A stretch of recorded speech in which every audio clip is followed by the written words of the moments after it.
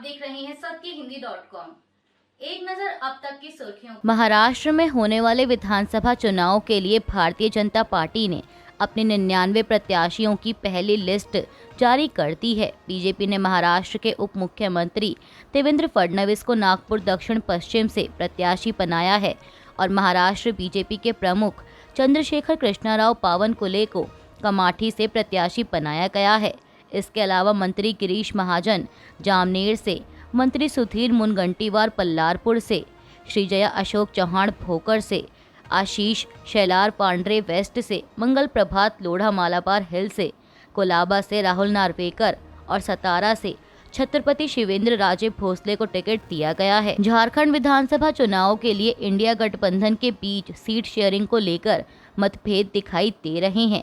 दरअसल आरजेडी सांसद मनोज कुमार झा ने आज एक बार फिर दोहराया कि जब 2019 का चुनाव यहां हुआ था तब हमारी पार्टी के राष्ट्रीय अध्यक्ष यहां थे। भारी मन से उन्होंने तब 7 सीटों पर सहमति जताई थी क्योंकि वो बड़े दिल वाले हैं और उन्होंने कहा था कि भाजपा को सत्ता से हटाना लक्ष्य है। हम अपने लक्ष्य में सफल हुए। परसों 2024 के चुनाव के लिए सौहार्दपूर्ण माहौल में बातचीत हुई थी। हेमंत सोरेन वहां मौजूद थे। इस बात पर जोर दिया गया था कि हमें मिलकर चुनाव लड़ना है, लेकिन कल एक तरफा फैसला लिया गया। कहा गया कि 7 सीटें दी जा रही हैं। जब हम बाद में शाम को फिर से उनसे मिले, जिसे मैं बहुत सौहार्दपूर्ण नहीं मानता, तो सीटें घटाकर 3 से 4 कर दी गईं। इसलिए कल और आज की हमारी बैठक में तय हुआ कि हम 60 से 62 सीटों पर महागठबंधन की मदद करेंगे, लेकिन जहां हमारी मजबूत दावेदारी है वहां हम अपने प्रत्याशी उतारने पर विचार करेंगे। आपको बता दें कि झारखंड में कुल 81 विधानसभा सीटें हैं। पश्चिम बंगाल में मुख्यमंत्री ममता बनर्जी के नेतृत्व वाली तृणमूल कांग्रेस ने आज रविवार 20 अक्टूबर को 6 सीटों पर होने वाले विधानसभा उपचुनाव के लिए उम्मीदवारों की लिस्ट जारी की है। आपको बता दें कि पश्चिम बंगाल की इन 6 विधानसभा सीटों पर 13 नवंबर को उपचुनाव होने हैं, जिसके नतीजे 23 नवंबर को सामने आएंगे। अब बात करें प्रत्याशियों की, तो उपचुनाव के लिए टीएमसी ने सिताई से संगीता रॉय को टिकट दिया है। वहीं मदारी हाट अनुसूचित जाति की आरक्षित सीट से जयप्रकाश तोप्पो को, तालडांगरा से फाल्गुनी सिंघा बाबू, मेदिनीपुर से सुजॉय हाजरा, हरोआ से शेख रबीउल इस्लाम और निहाटी से सनत डे को टिकट दिया गया है। दिल्ली में रोहिणी के प्रशांत विहार इलाके में सीआरपीएफ स्कूल के पास आज रविवार सुबह एक जोरदार धमाका हुआ, लेकिन इसके कारण कोई हताहत नहीं हुआ है। दिल्ली पुलिस ने एक्सप्लोजिव एक्ट के तहत एफआईआर दर्ज की है और वहीं अब आम आदमी पार्टी ने दिल्ली की सुरक्षा व्यवस्था को लेकर सवाल खड़े किए हैं। आप नेता मनीष सिसोदिया ने कहा कि दिल्ली में आज सुबह स्कूल के पास धमाका होना यह दिखाता है कि केंद्र सरकार को दिल्ली के लॉ एंड ऑर्डर की कोई चिंता नहीं है। दिल्ली वालों की कोई चिंता नहीं है। इस धमाके से स्कूल की दीवार गिर गई और मैं शुक्रगुजार हूँ भगवान का। आज छुट्टी का दिन था। अगर स्कूल खुला होता तो क्या होता। आप नेता ने कहा कि यह आज का ही मामला नहीं है। कल भी वेलकम इलाके में 60 राउंड फायरिंग हुई है। पिछले 10 दिनों में किसी इलाके में किसी को धमकी दी जा रही है, कहीं गोलियां चलाई जा रही हैं। नारायणा में गोलीबारी हुई, महिपालपुर में वसूली के लिए पैसे मांगे गए। ये चल क्या रहा है दिल्ली में। दिल्ली के लॉ एंड ऑर्डर की जिम्मेदारी बीजेपी के पास है। आप अपना काम कीजिए वरना इस्तीफा दे दीजिए। उत्तर प्रदेश के मुजफ्फरनगर जिले के बुढ़ाना कस्बे में शनिवार रात को फेसबुक पर की गई आपत्तिजनक टिप्पणी के बाद इलाके में तनाव फैल गया था। इस मामले में अखिल त्यागी नाम के एक युवक की तरफ से सोशल मीडिया पर की गई आपत्तिजनक टिप्पणी के बाद यहां मुस्लिम समुदाय के लोग सड़कों पर उतर आए।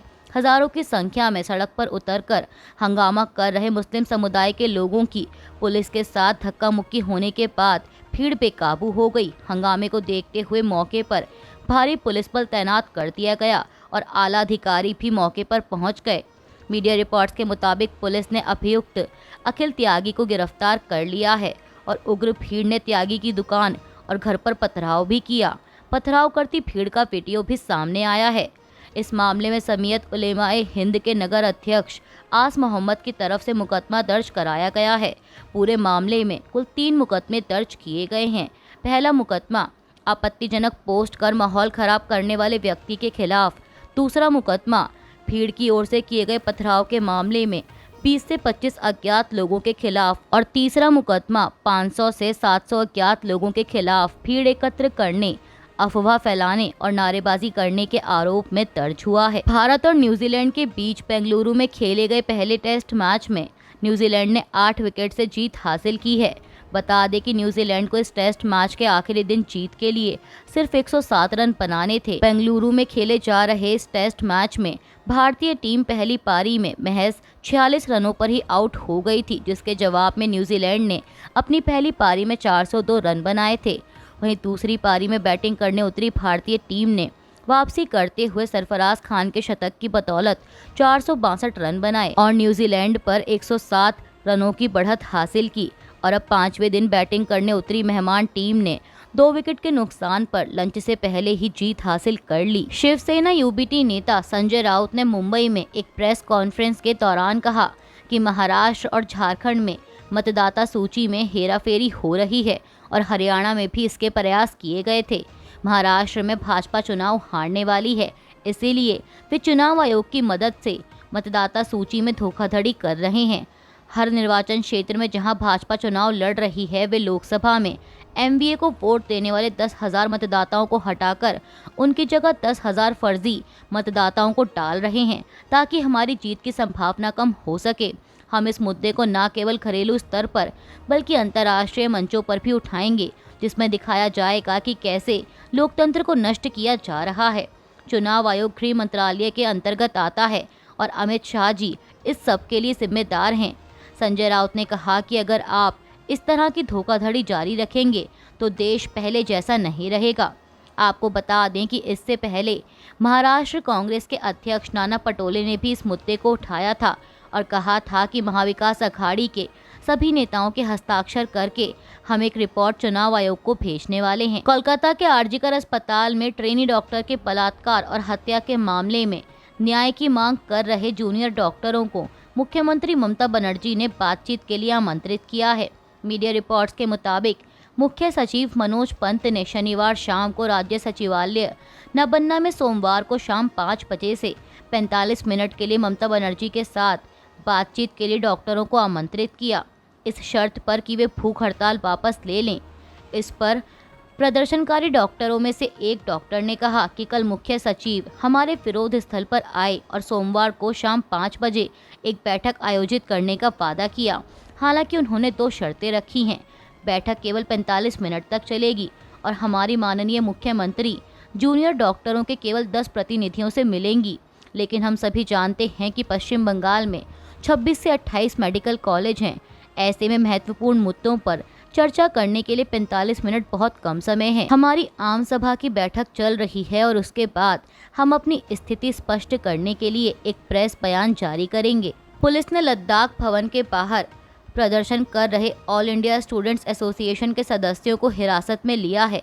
दरअसल आपको बता दें कि वे जलवायु कार्यकर्ता सोनम वांगचुक के समर्थन में प्रदर्शन कर रहे थे, जो लद्दाख को 6ठी अनुसूची का दर्जा देने के लिए शीर्ष नेतृत्व से मिलने की मांग कर रहे हैं। सीजेआई डीवाई चंद्रचूड़ ने कल शनिवार को अपने एक बयान में कहा है कि जनता की अदालत के तौर पर सुप्रीम कोर्ट की भूमिका को भविष्य के लिए बचाकर रखना चाहिए, लेकिन इसका मतलब यह नहीं है कि उसे संसद में विपक्ष की भूमिका निभानी होगी।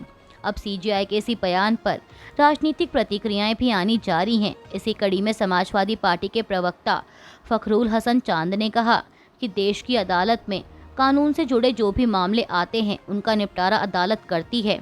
लोकतंत्र और संविधान की रक्षा में न्यायपालिका की भूमिका अहम है। समाजवादी पार्टी का मानना है कि न्यायपालिका जो कह रही है वह सही है। सीजेआई डीवाई चंद्रचूड़ के बयान पर भाजपा प्रवक्ता आरपी सिंह ने कहा कि इसमें कोई संदेह नहीं है कि सुप्रीम कोर्ट की भूमिका लोगों के कल्याण के लिए और कानून के अनुसार काम करना है। विपक्ष चाहता है कि अदालत उनकी इच्छा के अनुसार काम करे। सीजेआई का यह कहना सही है कि अदालत लोगों के लिए है, विपक्ष के लिए नहीं। वहीं सीपीआईएम नेता हन्नान मोल्ला ने कहा कि संसद एक विधायी निकाय है, सरकार एक कार्यकारी निकाय है और न्यायपालिका एक न्यायिक निकाय है। वे 3 अलग अलग कार्य करते हैं, एक दूसरे पर निर्भर नहीं होना चाहिए। सीजेआई ने अपनी पीड़ा व्यक्त की क्योंकि कई लोग अक्सर सोचते हैं कि अगर सरकार गलत कर रही है और विपक्ष उसे रोक नहीं सकता, तो न्यायपालिका को वह करना होगा। लेकिन न्यायपालिका विपक्ष की भूमिका नहीं निभा सकती, उसके अपने नियम हैं। अमेरिका के पूर्व राष्ट्रपति डोनाल्ड ट्रंप का कहना है कि अगर वे अमेरिका के दोबारा राष्ट्रपति बनते हैं तो चीन अमेरिका को उकसाने की हिम्मत नहीं दिखाएगा। ट्रंप का कहना है कि चीनी राष्ट्रपति शी जिनपिंग जानते हैं कि रिपब्लिकन जुनूनी है। दरअसल वॉल स्ट्रीट जर्नल के एडिटोरियल बोर्ड से बात करते हुए ट्रंप ने कहा कि अगर मैं नवंबर में राष्ट्रपति बनता हूं और उसके बाद चीन ताइवान को घेरने की कोशिश करता है तो मैं चीन पर भारी टैक्स लगाऊंगा। ट्रंप ने कहा कि वे उस पर 150 से 200% तक टैक्स लगाएंगे। उन्होंने कहा कि मेरे नए कार्यकाल के दौरान अमेरिका का कोई भी विरोधी अमेरिकी हितों के खिलाफ नहीं जाएगा, क्योंकि मजबूत और अप्रत्याशित प्रतिक्रिया का डर होगा। इसके साथ ही ट्रंप ने ये भी कहा कि ताइवान की नाकाबंदी को रोकने के लिए सैन्य ताकतों का इस्तेमाल नहीं करना पड़ेगा, क्योंकि शी जिनपिंग मेरा सम्मान करते हैं और वे जानते हैं कि मैं क्रेजी हूँ। केरल में विपक्षी कांग्रेस ने कन्नूर के पूर्व एडीएम नवीन बाबू की कथित आत्महत्या पर मुख्यमंत्री पिनराई विजयन की चुप्पी पर सवाल उठाते हुए उन पर निशाना साधा है। आपको बता दें कि नवीन बाबू पर सीपीआईएम नेता पीपी दिव्या ने भ्रष्टाचार के आरोप लगाए थे। पीटीआई के मुताबिक केरल प्रदेश कांग्रेस कमेटी के प्रमुख के सुधाकरन और राज्य विधानसभा में विपक्ष के नेता वीडी सतीशन दोनों ने सवाल उठाया कि सीएम इस मामले पर चुप क्यों हैं, जबकि उन्होंने शोक संतप्त परिवार को अपनी संवेदना भी नहीं जताई। नवीन बाबू को एक ईमानदार और अच्छा अधिकारी बताते हुए सुधाकरन ने आरोप लगाया कि सरकार मामले की जांच करने में ढिलाई बरत रही है। अभी के लिए बस इतना ही। बाकी की खबरों के लिए जुड़े रहिए सत्य हिंदी.com के साथ।